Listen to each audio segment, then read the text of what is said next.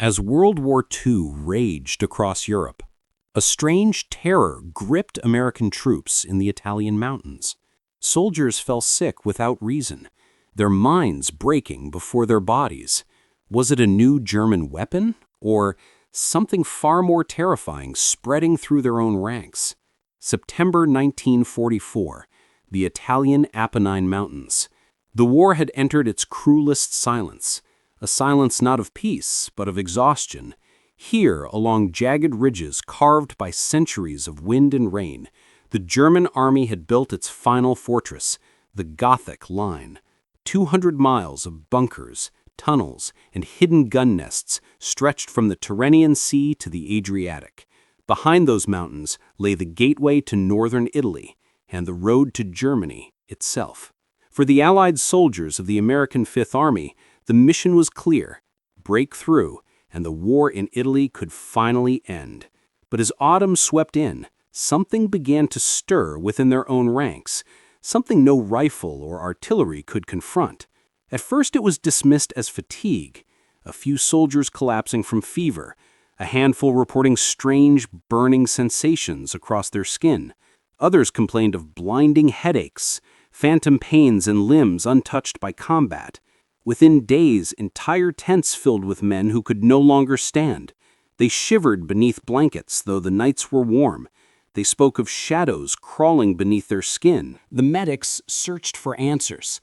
There were no wounds, no shrapnel, no trace of poison. Yet the sickness spread with each sunrise, and with it, whispers began to travel faster than orders. Someone said the Germans had poisoned the streams that flowed down from the mountain springs. Another claimed the air itself carried a new weapon, an invisible mist that entered through breath and thought. By the end of the week, fear had spread faster than any disease could. In makeshift field hospitals near Futa Pass, doctors watched men slip into delirium. Their bodies fought something unseen, something unknown. None of it followed any medical pattern. And still the count rose. By early October, nearly 15,000 troops across the Fifth Army were reported unfit for combat. Rumors reached Allied intelligence. Coded German intercepts spoke of biological countermeasures, a phrase no one could fully explain. The words carried a chilling implication. If true, the Germans had unleashed a new kind of weapon, not one that struck flesh, but one that invaded the mind. The command ordered water tests. They found nothing. Food supplies were checked, but contamination was ruled out. Yet soldiers continued to fall ill. Fear grew. To many, it felt like the enemy had found a way to turn their own thoughts against them. A sickness without a source. An infection spread not by contact, but by belief. As one intelligence officer wrote later, "We did not fight men that month. We fought our own imagination." In the shadows of the Apennines, the Germans were losing ground, but gaining control of something more valuable: perception. A battle was forming that would never appear on any map, never be marked by flags or front lines. This was the war behind the war, one fought in whispers, in doubts, and in sleepless nights. Every stream became suspect. Every rumor felt like truth. Entire platoons halted, unwilling to touch their canteens. In some sectors, soldiers went days without drinking. The enemy's strongest weapon was no longer artillery. It was fear.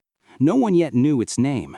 But in a captured German message, Allied translators would find a single chilling term: Aktion Zeug, Operation Epidemic. It was the opening move in what historians would later call the Invisible Campaign, a German attempt to paralyze an advancing army without firing a shot.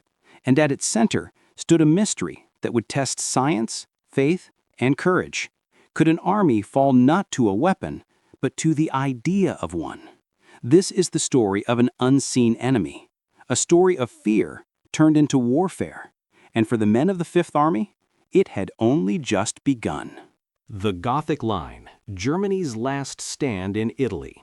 Stretching from coast to coast across the Apennine Mountains, it was a defensive masterpiece carved into stone and shadow. Conceived by Field Marshal Albert Kesselring, It was built to make every hill a fortress, every ridge a wall of resistance. Deep bunkers, hidden artillery, and mine-laced valleys transformed northern Italy into a maze of death and deception. By the autumn of 1944, the Germans knew the war was slipping from their grasp. Their armies bled across Europe. The Allies had landed in Normandy. The Soviets were closing in from the east, and American bombers darkened the skies above the Reich. Italy was no longer a battleground for victory. It was a delaying ground. Every day they held the Gothic Line bought time for a dying empire. But in those final months, a new doctrine took hold within German command, one born not from strength, but desperation.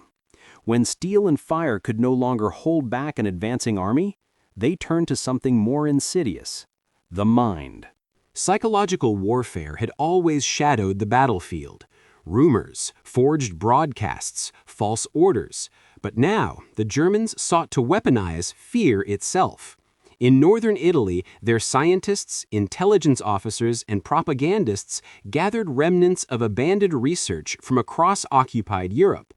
Among the fragments were notes on biological experiments, unfinished projects scattered as Allied forces closed in. Many were never completed, but the concepts were terrifying enough to use. These studies were relocated to small, concealed laboratories in the Italian north, areas where mountain isolation made discovery difficult. It was here that a chilling operation was conceived: Azione Seuche, Operation Epidemic. The goal was not to spread an actual plague, but the idea of one. Through leaflets, forged medical bulletins, and intercepted transmissions, they would convince Allied troops that a new biological weapon had been released. A weapon without name, without cure, invisible, untouchable, unstoppable. The plan had a sinister brilliance. Unlike bombs, lies cost nothing, and fear, once planted, required no supply line. Documents captured after the war revealed how deeply German planners studied past outbreaks, from the Black Death in medieval Europe to typhus in the trenches of World War I. They learned one lesson above all: people did not need to see death to believe in it. The rumor of contagion was often more effective than contagion itself. By August, the Germans had begun seeding stories through Italian intermediaries. Whispers of contaminated wells, of strange illnesses following the Allied advance. They used abandoned radio frequencies to broadcast false emergency messages, pretending to be Allied field doctors. The terrain worked in their favor. Every isolated valley, every fog-covered pass became a stage for uncertainty. For soldiers already exhausted from months of mountain fighting, these stories took root easily. The Gothic Line had turned their advance into a crawl: rain-swollen rivers, collapsing roads, endless ambushes. Fatigue lowered their guard, and in that weakness, suggestion found its home. Within weeks, small incidents began to feed the illusion. A few soldiers fainting from exhaustion, others struck by fever from exposure. Symptoms that, in any other battle, might have gone unnoticed, now felt sinister. The Germans understood this pattern. They studied morale as carefully as medicine. They knew that when soldiers began to believe the mountains were poisoned, every breath, every drop of water, every rumor became a weapon. And behind it all, German intelligence coordinated a carefully woven net, combining forged documents, intercepted Allied messages, and even reports filtered through Vatican diplomatic channels. The idea was to create a false narrative so complex, so official-sounding, that it could not be dismissed as rumor. To the outside observer, it was chaos, but inside German command, it was calculation. Operation Epidemic was never meant to destroy the enemy's body. It was designed to paralyze his will.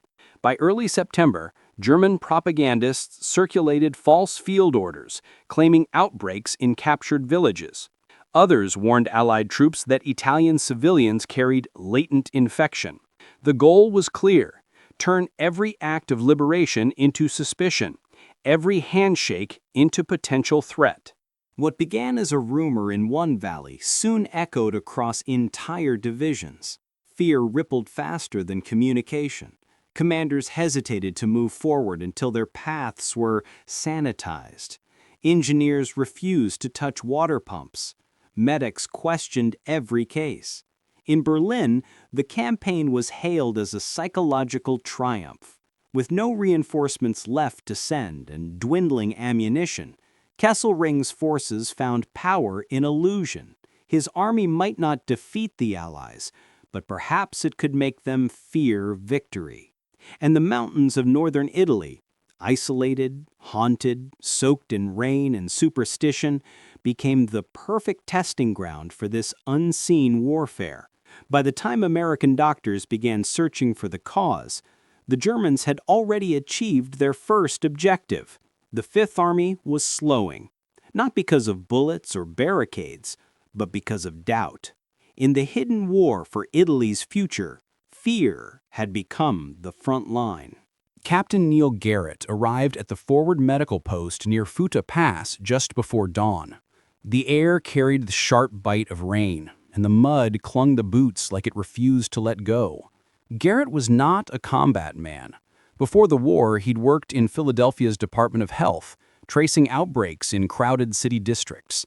Influenza, dysentery, anything that spread where fear traveled faster than fact. But nothing in civilian life prepared him for this. The camp was silent, except for the sound of wind tugging at tent flaps. Inside the medical station, cots lined the floor in tight rows. On each one lay a soldier, staring into nothing. Some muttered to themselves. Others shivered under layers of blankets, eyes wide as if seeing things no one else could. The symptoms made no medical sense. Fevers without infection, pain with no wound, hallucinations appearing in waves. Garrett moved from cot to cot, recording temperatures, checking pulses, searching for a clue. Every test came back normal. Standing beside him was Sergeant Louise Palmer, an Army nurse from rural Georgia. She had been here longer than anyone. Her face showed the strain of sleepless nights, but her eyes stayed sharp. She noticed what most missed, the small things. A soldier who only complained after hearing a rumor, another who claimed to be infected after seeing a comrade faint. Palmer told Garrett quietly that she believed the sickness was not in their blood, but in their minds. She'd seen it before, fear shaping symptoms, but never on this scale, never so quickly. Outside, the rain fell steady. Italian villagers, drawn by curiosity and worry, watched from a distance. Some whispered warnings. They said the Germans had released a mountain plague. Others spoke of poisoned wells and cursed springs. One old farmer swore he'd seen German soldiers dropping metal canisters into a stream before retreating north. Garrett took note. He had studied epidemics long enough to know that stories often revealed where panic began. But something about this outbreak felt orchestrated. It followed no natural pattern, only the paths of rumor. When another unit reported similar cases miles away, he began mapping them. What emerged was unsettling. The illness spread along the same routes as captured German leaflets. Pamphlets left in abandoned villages, warning that Allied invaders carried deadly diseases from Africa and America. Some leaflets claimed German doctors had released experimental strains to punish occupation forces. Others advised civilians to avoid contact with Americans entirely. The pattern grew undeniable. Each cluster of sick soldiers matched areas where propaganda had surfaced. Yet no bacterium, no virus, no toxin could be found. Autopsies of the few who succumbed revealed nothing. No infection, no poison, only organs weakened by dehydration, exhaustion, and fear. But the human mind, Garrett realized, could make even imagination fatal. Then came a new report. A patrol found dead animals near a village well. Panic spread instantly. Dozens of soldiers refused to drink. When water from nearby springs tested clean, few believed it. Every symptom, every ache now seemed proof of contamination. Garrett and Palmer worked around the clock, separating genuine cases from imagined ones. She noticed that when soldiers were moved away from the mountain camps, away from rumor and isolation, their symptoms faded. But if they overheard talk of disease, the fever returned within hours. In one tent, a man claimed he could feel something crawling beneath his skin. Another insisted his breath carried a strange taste. None of it appeared in tests. All of it spread like wildfire. And yet, buried beneath the lies, Garrett began to suspect something darker. In a remote hamlet north of the pass, local priests told him of German health officers who had visited weeks before, warning villagers of plague zones. Those same officers, it turned out, were never registered with the Italian Ministry of Health. They had come, delivered fear, and vanished. Soon after, reports surfaced of rats found near captured German supply depots. Some tested positive for typhus, a real disease. Could this be the grain of truth inside the mountain of rumor? Garrett couldn't be sure. But if so, the deception was far more dangerous than he imagined. By now, Allied command had grown alarmed. They ordered full-scale testing of food and water, but results remained negative. Intelligence units intercepted German broadcasts mentioning biological countermeasures, vague, coded phrases that deepened suspicion. And then came the cruelest twist. A captured German pamphlet warning that American medical officers themselves might be infected and spreading disease unknowingly.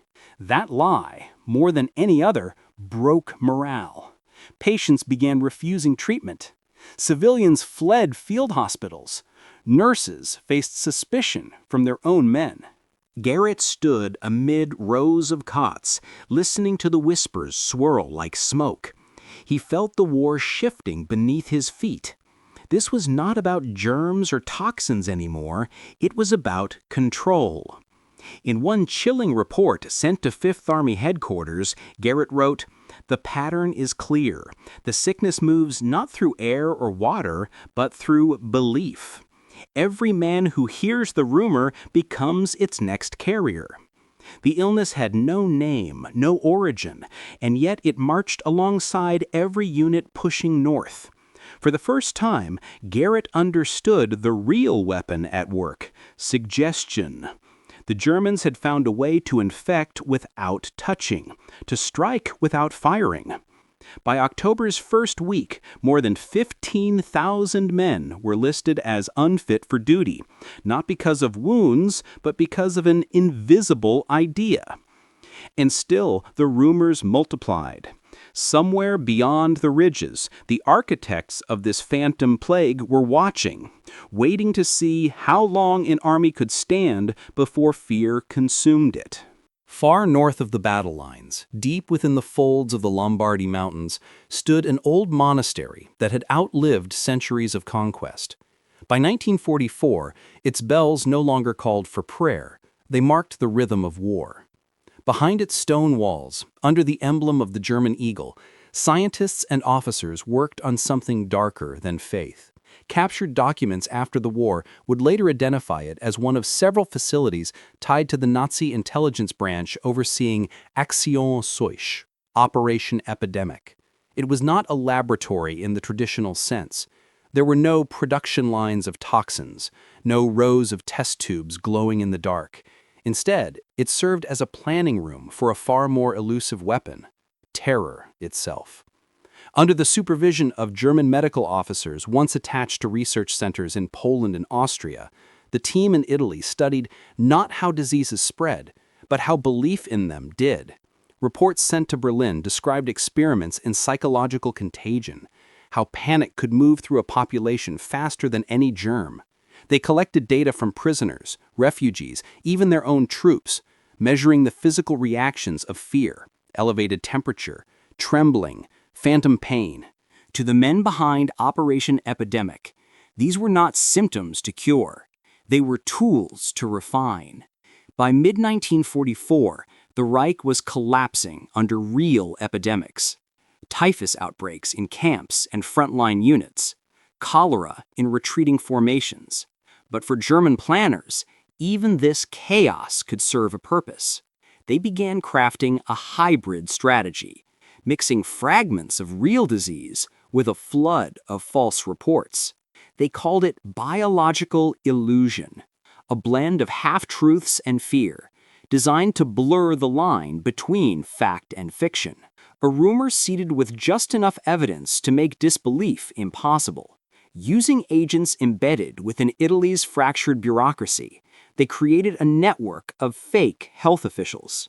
These men, often wearing captured Red Cross insignia, traveled through mountain villages, spreading warnings of experimental contagions.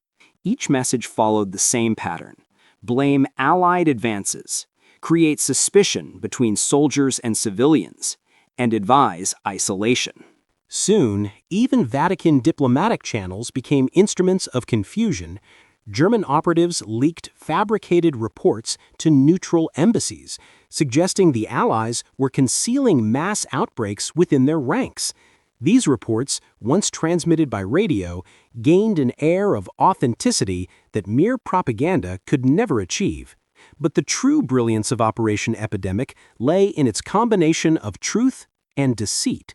In a few carefully chosen zones, villages already devastated by fighting, German forces released small groups of rats infected with typhus. The disease was real, but its presence microscopic. Limited outbreaks gave weight to the larger fiction. Each isolated case reinforced the illusion that the mountains themselves had turned against the invaders. Captured memos later revealed that German strategists saw the Apennines as a perfect natural quarantine. Narrow passes and scattered villages would slow communication. By the time Allied doctors could test one location, panic would have already reached 10 more. And at the center of this operation stood a doctrine shaped by years of Nazi psychological warfare research. The enemy's mind was the most efficient battlefield. If fear could be made contagious, armies could destroy themselves. To implement this plan, German intelligence employed not only scientists, but propagandists, doctors, and even priests sympathetic to the fascist cause. They forged Allied medical forms, broadcasting fake radio orders, and distributed counterfeit health notices claiming entire regions were under quarantine. Each layer of the deception reinforced the last. When soldiers saw civilians avoiding them, the fear deepened. When they heard Italian voices whisper, "plague," their imagination filled in what science could not explain. Operation Epidemic thrived in the half-light between rumor and proof. Its architects knew that even a single confirmed infection, real or staged, could legitimize 1,000 false alarms. But behind their confidence lay a fatal arrogance. They believed they could control fear, that once unleashed, it would obey their direction. History would prove otherwise. Unbeknownst to them, the same rats released into the mountains began wandering northward. Slipping through abandoned tunnels and deserted barns, they carried not propaganda, but real disease. And as German units rotated through contaminated zones, their own soldiers began falling ill, quietly, invisibly, without connection to the campaign they'd created. Still, the deception continued. Radio Munich broadcast updates on American plague casualties. Leaflets dropped behind Allied lines described panic in enemy camps. Each transmission painted the same picture: a powerful new weapon turning liberation into catastrophe. Meanwhile, German command used the rumors to justify their own retreats. Reports of epidemic zones explained strategic withdrawals, masking dwindling resources as deliberate containment. In Berlin, these accounts were praised as proof of scientific warfare. What no one realized was how close the plan was to collapsing under its own invention. Typhus began spreading among German-held towns. Supply caravans refused to enter certain valleys. Some local collaborators fled, fearing they too had been infected. Yet, from the Allied side, none of this was visible. To Garrett and Palmer, stationed miles south of the line, the pattern appeared coordinated, precise. They could trace the rumors, but not the hand behind them. Every symptom, every whisper led back to these mountains and to the fortress-like monasteries that crowned them. By late October, Allied intelligence intercepted coded messages confirming that a biological deception unit operated in the northern sector. They did not yet know its name, but they knew this. Somewhere beyond those mist-covered peaks, men were manufacturing terror and calling it science. For the first time in the war, the enemy's most powerful weapon was not in their guns, their tanks, or their aircraft. It was in their words. And in the mountains of Italy, those words were about to bring an entire campaign to the edge of collapse. By the second week of October 1944, the Gothic Line had turned into a wall of silence. Allied radios carried more medical reports than combat updates. Every day brought new field notes, fevers, trembling, fatigue, nightmares. Yet still, no pathogen had been found. Commanders grew cautious. Orders slowed. Entire battalions were halted until their drinking water could be cleared. For some units, it took days. For others, weeks. Each delay gave German forces time to regroup, to fortify the next ridge, to make every step forward cost twice as much. In field camps across the Apennines, medical tents overflowed with men who looked defeated without ever meeting the enemy. Some trembled uncontrollably. Others sat motionless, staring at their hands. The doctors found no infection, only exhaustion mixed with fear. But telling a soldier he wasn't sick did not cure him. Garrett moved between stations, documenting each case. The symptoms were spreading exactly along the routes traced by captured propaganda leaflets. A perfect overlay. The evidence grew irrefutable. The Germans had crafted an epidemic of belief. Civilians, too, were caught in the storm. Rumors raced through villages that the Americans carried new tropical diseases. Families fled into the woods, abandoning homes and livestock.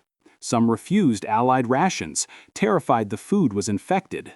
A few priests preached that the plague was punishment for welcoming foreign troops. The liberation that should have brought hope now spread suspicion. The Germans had succeeded in making trust itself a casualty.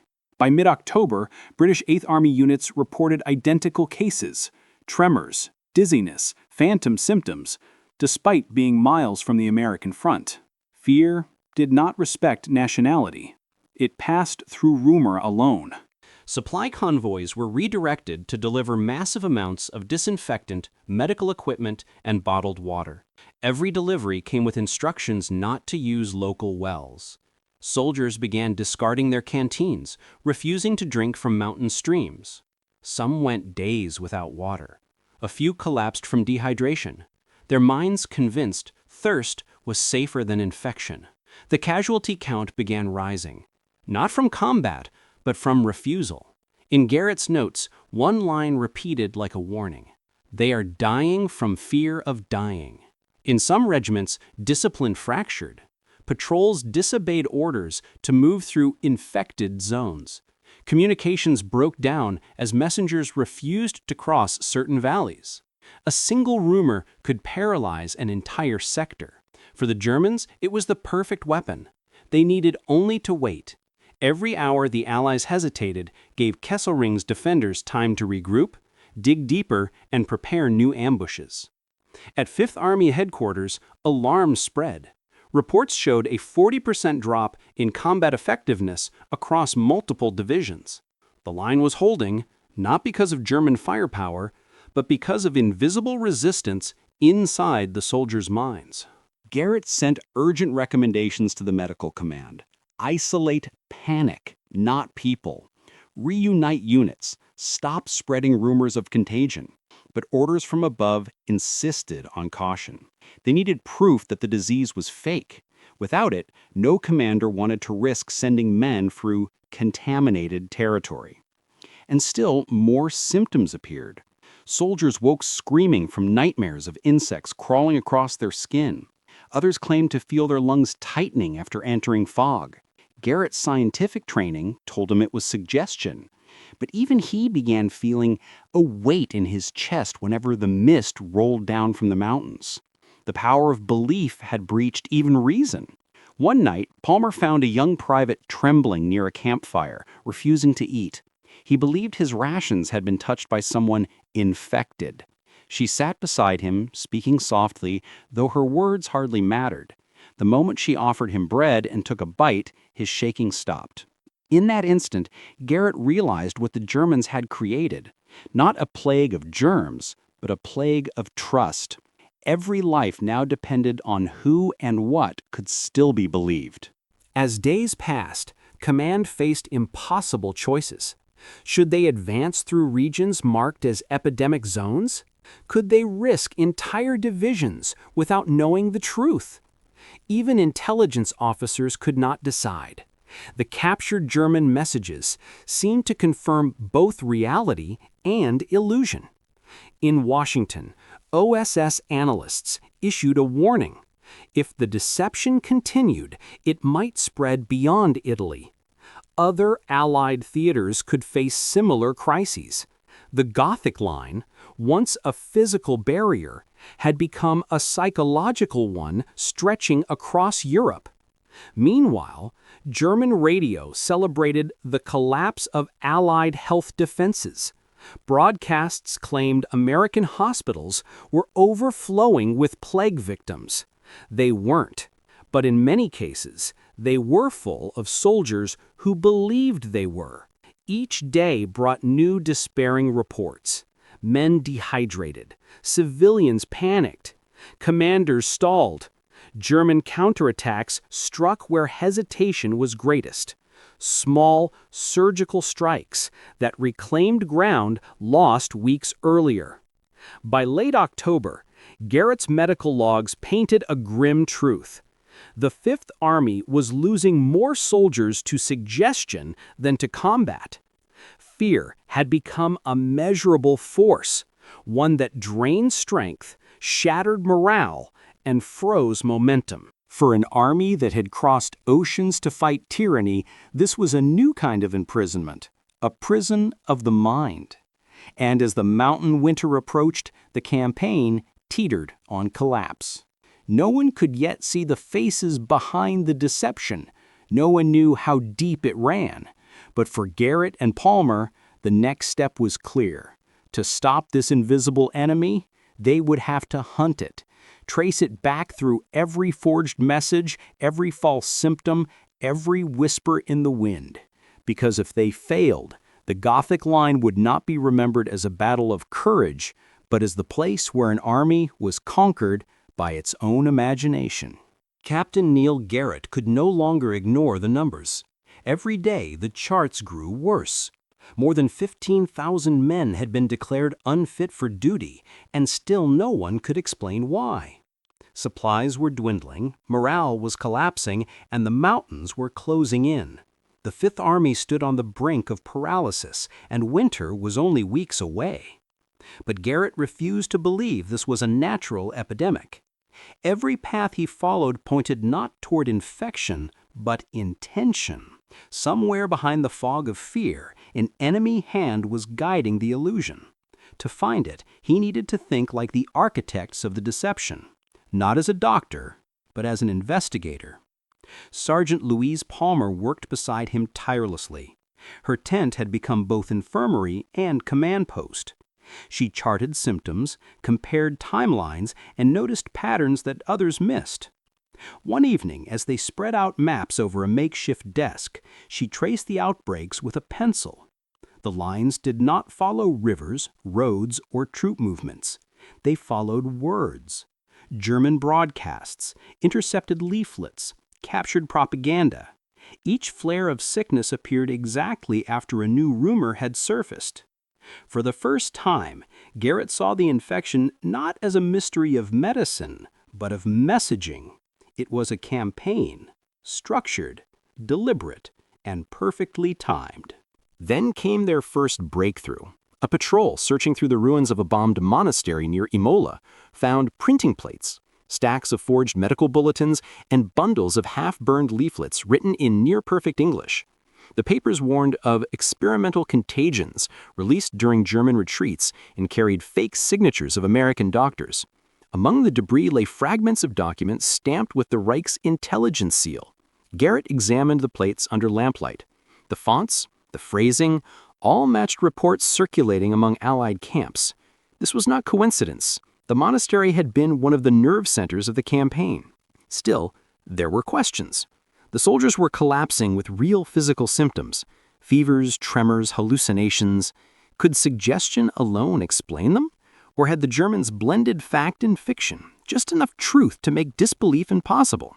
The answer came from an unexpected source. A German medical officer, captured near Bologna, was brought to headquarters for questioning.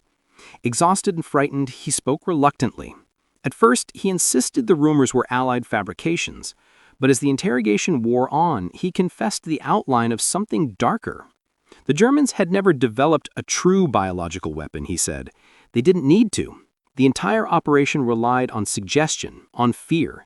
He described how German intelligence units had coordinated with propaganda branches to spread forged epidemic reports through radio and print. The goal was simple: convince Allied troops they were under biological attack. But then came a chilling detail. To make the illusion convincing, limited amounts of real pathogens, typhus mostly, had been released in select areas. The outbreaks were small, almost symbolic, but they created proof that the danger was real. Garrett listened in silence. It was the perfect deception. 95% propaganda, 5% biology. Enough truth to make every rumor believable. Enough fear to make armies freeze. But there was another twist. The captured officer admitted that even German troops were beginning to fall sick. Their own soldiers, moving through contaminated sectors, had become unintended victims. Operation Epidemic was consuming both sides. Palmer's face hardened as she read the transcripts. "They've built a weapon they can't control," she said quietly. And Garrett knew she was right. Now came the hardest part: deciding how much truth to reveal. If command announced that the outbreak was fake, morale might recover. But if soldiers learned that some of it was real, that a fraction of the threat still existed, panic could return tenfold. In war, sometimes truth itself could be deadly. Garrett agonized over the decision. Every night he watched men shiver under blankets, convinced their veins carried invisible disease. Every morning, new units reported symptoms. The front was breaking, not from bullets, but from belief. Then came another discovery. In a captured farmhouse once used by German officers, Palmer found coded medical logs. Deciphered by OSS analysts, they revealed the precise timing of rumor campaigns, each coinciding with Allied advances. The deception had been planned with surgical precision. Fear was being deployed like artillery. Armed with this evidence, Garrett sent a classified report to Fifth Army headquarters. He urged the command to treat the crisis as psychological warfare, not a medical epidemic. But bureaucracy moved slowly. Orders for continued quarantine remained in effect. As days passed, weather worsened. Rain turned trails into rivers of mud. Supply convoys stalled. Soldiers huddled in their tents, whispering of unseen plagues. Garrett knew that if they didn't act soon, the campaign would die in the mountains. Time was running out. In late October, Palmer discovered a disturbing connection. Some of the forged epidemic notices carried serial numbers matching Allied communication templates. It meant someone inside their own network, someone with access to official printing, was feeding the enemy. The idea of an internal traitor shook them both.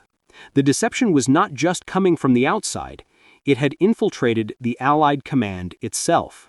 Garrett pressed for an investigation. Intelligence officers began tracing signatures and authorizations. The deeper they looked, the more irregularities surfaced. Reports had been altered. Epidemic data exaggerated. Someone was amplifying fear from within. The discovery brought a chilling realization. The Germans didn't just create panic, they guided it. They knew exactly when to strike with new rumors because someone inside was telling them when the Fifth Army hesitated. Now, Garrett faced two enemies: the invisible plague outside and the silent betrayal within. If they didn't expose both soon, the entire Italian campaign could unravel. The clock was ticking. The mountain passes were icing over. If they didn't break the deception before winter, the Fifth Army would be trapped, not by the Germans, but by their own fear. Garrett tightened his coat and stared north toward the ridges. Somewhere beyond those peaks, in a monastery or a bunker or a hidden office, men were scripting his army's collapse.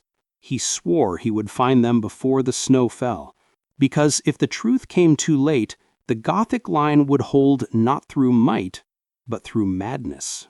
The investigation now had a direction and a deadline. Winter's edge was climbing down the slopes of the Apennines, and the Fifth Army still hesitated in the valleys below. Garrett knew the answer lay not in the symptoms, but in the sources, in the web of deception that had spun itself across the Italian front. With Palmer's help, he began tracing every recorded rumor, every false report, every intercepted broadcast. The deeper they looked, the more the pattern sharpened.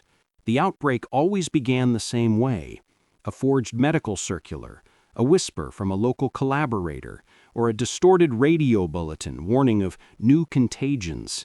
These were not coincidences. They were coordinated. Palmer's charts, pinned across the tent wall, looked like a map of infection, except the infection wasn't biological, it was information. Each rumor had an origin point, and each origin connected to one of three sources: a German transmitter broadcasting from Munich, Italian doctors who had vanished after the fascist surrender, and a handful of epidemic bulletins supposedly sent from Allied Medical Command. That last link troubled Garrett the most. The bulletins carried official seals. Their formatting matched Allied templates perfectly. Someone inside their own system was producing them, someone with access, authority, and knowledge of internal procedures. He and Palmer began reviewing every epidemic report sent to headquarters. Most were routine: temperature logs, sanitation records, but buried among them were anomalies. A few carried signatures that didn't match their supposed authors. Some described outbreaks that never existed. When Garrett compared these forgeries to intercepted German transmissions, he found something chilling. The timing matched exactly. Each falsified Allied report was followed within hours by a German broadcast confirming it. The enemy didn't just anticipate the rumors, they amplified them. The truth was spreading in reverse. The Allies were unknowingly feeding their own fear. After days of cross-referencing, Garrett identified one name that appeared too often to ignore: Major Rolf Schneider, a medical liaison officer attached to Fifth Army Intelligence. On paper, his job was to coordinate disease control between American and British divisions.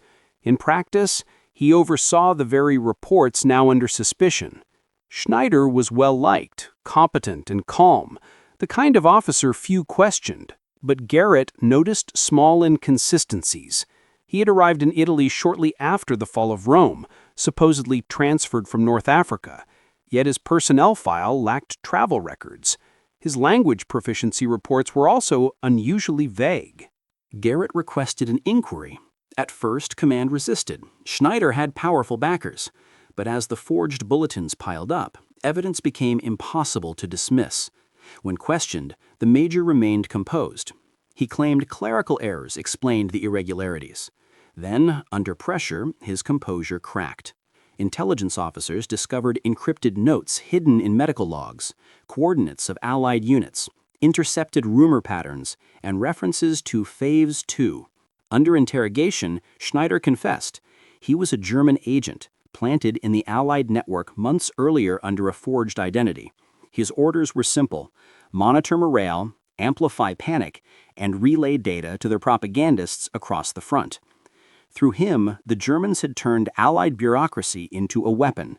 Every exaggerated report, every cautious quarantine order, every whispered warning had passed through his desk. Schneider revealed that Operation Epidemic had been planned long before the Gothic Line battle. Its roots traced back to 1943 after the Italian surrender. German intelligence, fearing a massive Allied invasion through the peninsula, sought new methods to slow them. The result was a doctrine of psychological attrition. the idea that breaking an army's sense of safety could halt its advance more effectively than destroying its supplies. For months, networks of Italian fascists had been trained to spread disease rumors in Allied-controlled zones. Collaborators posed as local doctors, priests, and displaced civilians. Their task? Sow distrust, turn soldiers against civilians, and make every liberated town feel cursed. The operations coordination reached beyond Italy. Swiss intermediaries funneled reports to German intelligence stations in Munich and Vienna, where propagandists shaped them into official-sounding bulletins. From there, radio operators broadcast the lies back across the front, disguised as Allied transmissions. What stunned Garrett most was the scale. The deception wasn't confined to the Gothic Line. Plans existed for similar campaigns in southern France and Belgium, entire regions meant to crumble under imaginary epidemics. Italy had been the proving ground. In a stack of captured documents, Garrett found detailed maps showing epidemic corridors marked along projected Allied advances. The lines matched routes through which real medical supply chains would later move. The enemy hadn't guessed blindly. They had access to intelligence leaks. The revelation hit hard. The Germans had prepared the psychological weapon as meticulously as any military offensive, and its reach stretched far beyond one battlefield. As OSS analysts reviewed the evidence, they realized the implications. If Operation Epidemic succeeded here, the same blueprint could be deployed against invasion forces elsewhere. France, the Balkans, even central Germany could face invisible outbreaks before a single shot was fired. Garrett and Palmer pressed command for immediate countermeasures. The deception had to be exposed before it spread further, but revealing too much risked confirming soldiers' fears. Every truth carried a shadow. That night, Garrett stood outside his tent, staring toward the mountains. The moonlight traced the ridges where the Germans had built their last fortress. Somewhere beyond those peaks, new lies were already being written. The Gothic Line was no longer just a wall of stone and gunfire. It had become a laboratory for psychological warfare, one designed not merely to stop armies, but to study them. Garrett knew they were running out of time. The Germans were preparing their next wave, a new rumor, a new disease ready to strike. If they didn't act fast, the Fifth Army would never break through the line before the snow came. The enemy had infected their maps, their messages, their minds. Now Garrett's only weapon was truth, and he was about to learn how fragile even that could be. The discovery of the German agent changed everything. For the first time since the crisis began, Garrett and Palmer held more than fragments. They had proof. Operation Epidemic was real. But its strength came not from germs, only from lies. Now, they needed to turn that knowledge into a weapon of their own. The Fifth Army couldn't afford another week of paralysis. Winter storms were closing in, supply lines were thinning, and German reinforcements were digging deeper into the ridges ahead. If the Americans didn't move soon, the mountains would swallow the campaign whole. Garrett proposed something unprecedented. A counteroffensive made not of bullets, but of truth. His idea was simple, yet dangerous. If fear had spread through rumor, then confidence could spread through evidence. But convincing an army trapped in panic would take more than science. It would take faith. Command approved his plan. A special medical intelligence task force was formed, combining doctors, psychologists, and OSS officers. Their mission was to dismantle the illusion before winter's freeze locked the front. Garrett and Palmer would lead it. Their first move targeted the heart of the fear, the water. Soldiers still refused to drink from streams, believing every drop was poisoned. Garrett gathered field engineers and chemists to design rapid testing kits that produced instant results. Within hours, samples could be cleared safe in front of witnesses. Palmer took the lead training combat medics. She taught them to recognize the difference between psychological symptoms and biological ones. Fevers that appeared after rumors spread, tremors that vanished when patients were calmed. These were signs of suggestion, not infection. Her quiet authority carried weight among the troops. Many trusted her before they trusted science. Next came the offensive on information itself. Through the Italian resistance, Garrett's team distributed counter-leaflets across mountain villages. Printed in both English and Italian, they exposed the deception, showing copies of captured German documents. One headline read, "The only plague is the lie." Local priests were enlisted to help. From pulpits and church steps, they told villagers that the so-called mountain sickness was nothing more than German trickery. In a region where faith often carried more power than command, their voices reached places Allied radios never could. Garrett also turned to the airwaves. Using portable transmitters, his team broadcast messages across the front explaining the truth in plain words. There was no widespread biological weapon, no poisoned rivers, no invisible plague. Every test proved the same. The water was safe. The only contagion was fear. To prove it, Allied officers performed public demonstrations. Before assembled troops, they filled their canteens from mountain streams and drank openly. Some soldiers followed hesitantly. Others watched in silence. But when hours passed with no illness, confidence began to return. Slowly, unevenly, but unmistakably. Meanwhile, Palmer worked with Italian nurses and partisans to rebuild trust among civilians. She coordinated small mobile clinics in liberated villages, offering care and reassurance. Every healed child, every calm family became another defense against the Germans' lies.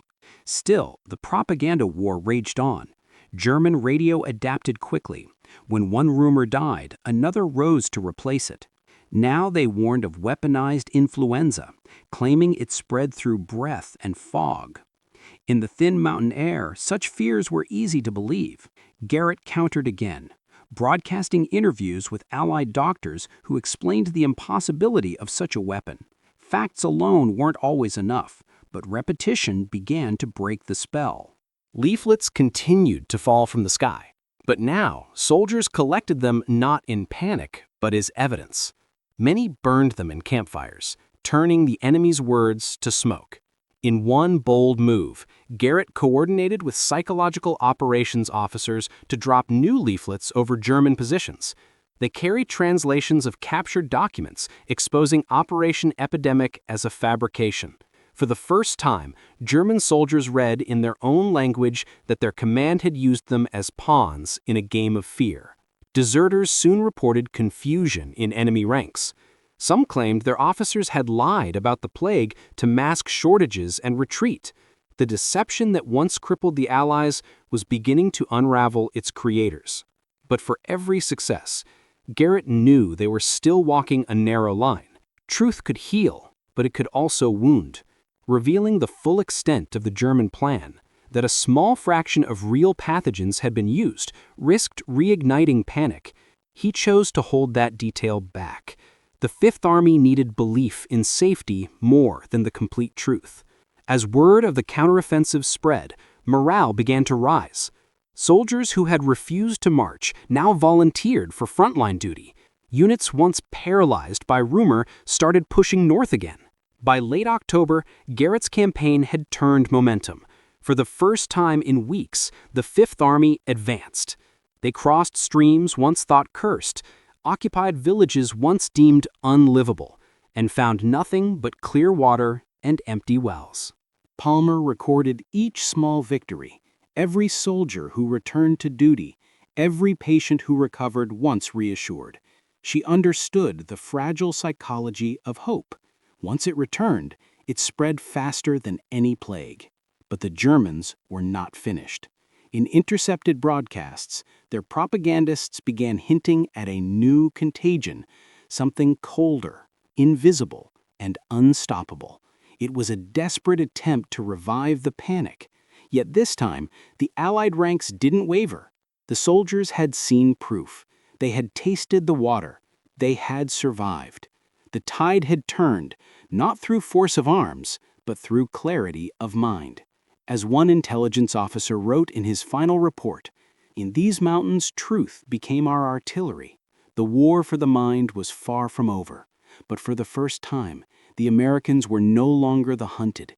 They had learned how to fight fear with facts, courage, and the will to believe again. The next test would come soon. The Germans, cornered and desperate, were preparing their final move, a last attempt to shatter the fragile trust holding the Allied advance together. And it would strike at the very heart of Garrett's campaign, just as victory seemed within reach. By late October 1944, the Gothic Line trembled under the weight of two wars, one fought with artillery, the other with imagination. The Americans had regained confidence, inching forward through the mountains. But for every mile gained, the Germans found a new rumor to send back down the slopes. Then came the broadcast that almost shattered everything. On the morning of October 23rd, German radio from Munich announced that Allied soldiers were falling to a weaponized influenza, an invisible strain designed to strike only in cold weather. It warned that the coming frost would activate the contagion, turning the Apennines into a graveyard before winter's end. Within hours, the rumor raced through forward camps. Soldiers awoke to frost glistening on their tents and remembered the words. Breath in the cold air suddenly felt heavier. Every cough drew stares. Fear, once thought defeated, began crawling back through the ranks. Garrett's truth campaign was facing its greatest test. He knew that panic, once revived, could spread faster than any lie. And this time, the Germans had chosen their weapon carefully. After weeks of reassurance that the water was clean, they had shifted the battleground to the air itself, something no one could escape. At Fifth Army headquarters, command debated delaying the final assault. Reports again filled with unconfirmed respiratory symptoms. Garrett pleaded to hold the line. He argued that hesitation would undo everything they had rebuilt.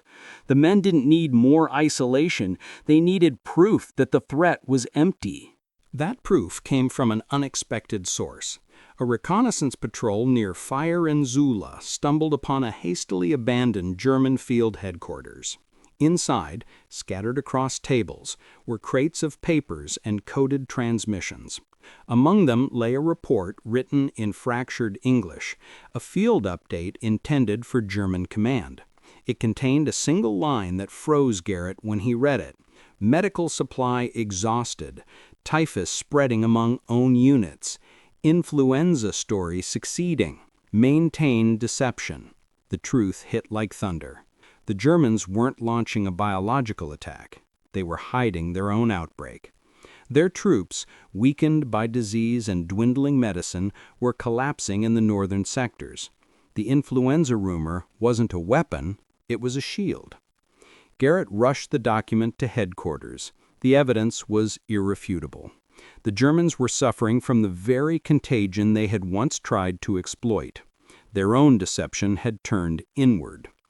Armed with this revelation, Garrett proposed a bold move. He would lead a small medical team directly into one of the so-called epidemic zones, the valleys soldiers refused to enter, and prove in person that the danger was imaginary. If he survived, it would destroy the rumor completely. Command hesitated. The risk was enormous, but every day of delay cost lives. Supplies were trapped behind stalled convoys. Units waited without orders, haunted by invisible threats. Garrett volunteered anyway. Palmer insisted on joining him. She argued that fear couldn't be beaten from afar. It had to be faced where it lived. At dawn on October 27th, under gray skies, their team crossed into the Forbidden Sector near Mount Gazzano. Soldiers watched from a distance as Garrett waded into a mountain stream, filled his canteen, and drank. The silence that followed stretched for what felt like hours. Then Palmer followed. Others joined. Within days, the epidemic zone, once a ghost valley, filled again with movement. No sickness came, no plague, only cold air, clear water, and relief. When Garrett's report reached headquarters, General Mark Clark ordered immediate resumption of the offensive. His command message was brief: "Fear ends here. Advance north." The Fifth Army surged forward. German lines, already weakened by illness and retreat, began to crumble. The rumor that once froze entire divisions dissolved in the heat of progress. Yet the cost of victory weighed heavy. Garrett watched medics carrying men who had wasted away not from disease, but from dread. Weeks of dehydration, sleeplessness, and stress had broken bodies as surely as bullets. Palmer noted in her journal, "They survived the war, but not the fear of it." Still, the mission had succeeded. The enemy's final lie had failed. The illusion that once gripped 15,000 soldiers now lay shattered under a single act of defiance. A drink of water in a valley once cursed. As German broadcasts fell silent, Allied intelligence confirmed the final truth. The Reich's biological miracle had become its undoing. The typhus outbreak spreading among retreating German units was real and uncontrollable. The deception that once made their enemies tremble now infected their own ranks. For Garrett and Palmer, the revelation carried a bitter irony. The weapon that nearly broke the Fifth Army had turned on its creators. But victory, they knew, had come at a price no one could measure. The mountains were free again. The fog that once carried rumors now carried only wind. But deep within every soldier who had faced the unseen, something remained, a shadow of doubt, a quiet memory that even truth could not erase. And as the snow began to fall over the broken Gothic line, Garrett knew the war in the mind was far from over. When the last shots faded across the ridges of the Apennines, silence returned, but it was not the silence of peace. It was the quiet that followed disbelief. The Fifth Army had survived the invisible war, yet its soldiers carried wounds no medic could chart. The Gothic line had been broken, but in their eyes lingered the echo of something unseen, something that had lived in their thoughts. In the aftermath, Garrett and Palmer began collecting testimonies. Each voice revealed a different face of the deception. There was Private Ellis, a young soldier who had refused to drink water for 4 days, believing every stream was poisoned. His body recovered, but his mind did not. Even months later, he still rationed his canteen by instinct, terrified of thirst, terrified of trust. In a small Italian village south of the front, Garrett met a family who had barricaded themselves inside their home for weeks. The father had died alone, refusing Allied medical help after hearing that the Americans carried plague. His wife showed Garrett the torn leaflet that started it, a German forgery stamped with an Allied crest. "He trusted paper more than people," she whispered.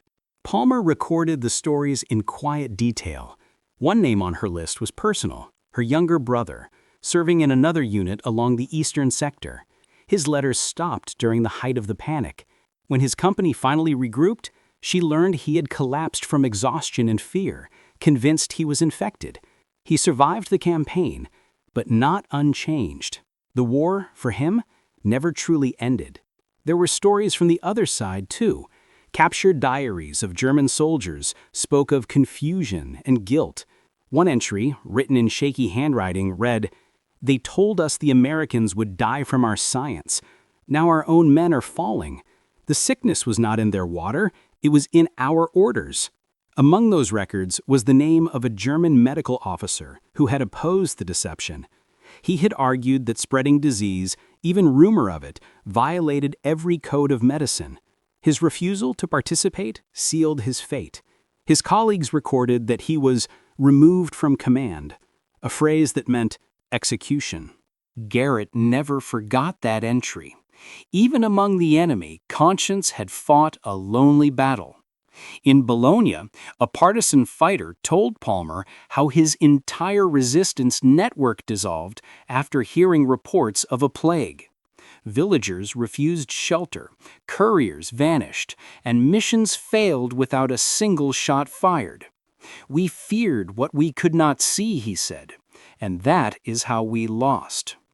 Back at the field hospitals, Garrett faced another grim reality. Many soldiers who had survived the imaginary plague could not return to duty.